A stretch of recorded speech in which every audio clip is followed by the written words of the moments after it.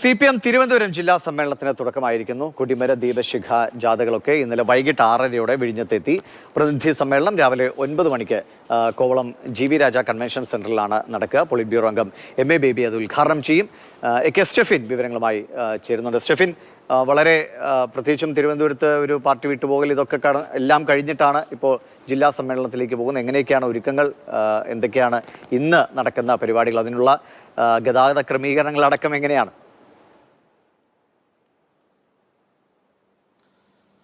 ദിവിഷ്, പ്രകടമായ ഒരു വിഭാഗീയത തിരുവനന്തപുരത്തെ സംബന്ധിച്ചിടത്തോളം ഇല്ലെങ്കിൽ പോലും നേരത്തെ ദിവിഷ് സൂചിപ്പിച്ചതുപോലെ തന്നെ പാർട്ടി സമ്മേളനം തുടങ്ങുന്നതിന് മുമ്പ് മംഗലപുരം ഏരിയ സെക്രട്ടറി ആയിരുന്ന മധു മുല്ലശ്ശേരി BJP-യിൽ എത്തിയത് വലിയ തോതിലുള്ള ഒരു പാർട്ടിയെ പ്രതിക്കൂട്ടിലാക്കുന്ന ആ സംഭവമായിരുന്നു. ഒപ്പം തന്നെ വഞ്ചിയിൽ സ്റ്റേജ് റോഡ് അടച്ചുകൊണ്ട് സ്റ്റേജ് കെട്ടി പാർട്ടി പ്രതിക്കൂട്ടിലാവുന്ന ഒരു അവസ്ഥയുണ്ട്. ഇതടക്കം വിവാദങ്ങൾ ഇങ്ങനെ നിൽക്കുമ്പോഴാണ് തിരുവനന്തപുരം ജില്ലാ സമ്മേളനം വരുന്നത് എന്നൊരു പ്രത്യേകത കൂടിയുണ്ട്.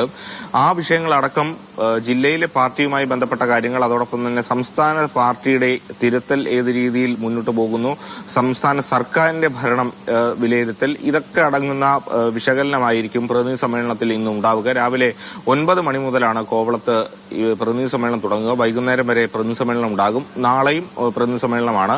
മറ്റന്നാളാണ് ഇതിന്റെ സമാപനം ഉണ്ടാവുക. മുഖ്യമന്ത്രിയായിരിക്കും ഈ സമാപന സമ്മേളനം ഉദ്ഘാടനം ചെയ്യുക. ഏതായാലും ഏറ്റവും പ്രധാനമായും ഉറ്റുനോക്കുന്നത് ജില്ലാ സെക്രട്ടറിയെ സംബന്ധിച്ചിടത്തോളമാണ്.